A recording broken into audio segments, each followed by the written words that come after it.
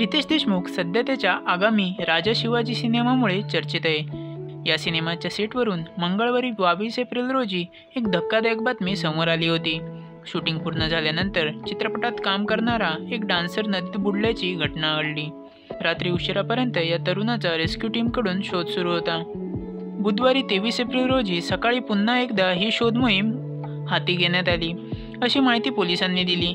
या संपूर्ण प्रकरणावर आता स्वतः रितेश देशमुख व त्याच्या मुंबई फिल्म्स कंपनीकडून अधिकृत निवेदन जारी करण्यात आलं आहे। अत्यंत खेदाने शूटिंग दरम्यान घडलेल्या घटनेला आम्ही दुजोरा देत आहोत। संगम माऊली मंदिर सातारा येथे आमच्या आगामी चित्रपटाचं शूट सुरू असताना ही अत्यंत दुर्दैवी घटना घडली। 2 दिवसाचं शूटिंग निर्विघ्न पार पडलं होतं।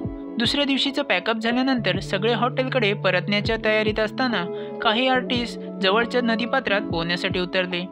यामध्ये आमचा डान्स आर्टिस्ट सौरभ शर्मा हा देखील होता आणि दुर्दैवाने तो नदीपात्रात हरवला। सदर बातमी समजताच तातडीने अभिनेता दिग्दर्शक रितेश देशमुख, निर्मात्या जिनेलिया देशमुख आणि नृत्य दिग्दर्शक रेमो डिसूजा हे संपूर्ण टीमसह तात्काळ नदीकाठी पोहोचले। सौरभ यांना शोधण्यासाठी विनाविलंब स्थानिक पोहणाऱ्यांची मदत घेण्यात आली आणि लगेच चित्रीकरणाच्या ड्रोनचा शोधकार्यासाठी वापर करण्यात आला।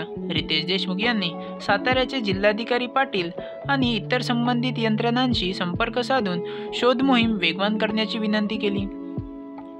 शोधकार्य अजूनही सुरू आहे। आम्ही या शोधकार्यात संपूर्ण सहकार्य करीत आहोत। सौरभच्या कुटुंबियांशी आम्ही सतत संपर्कात आहोत आणि त्यांना संपूर्ण मदत करीत आहोत।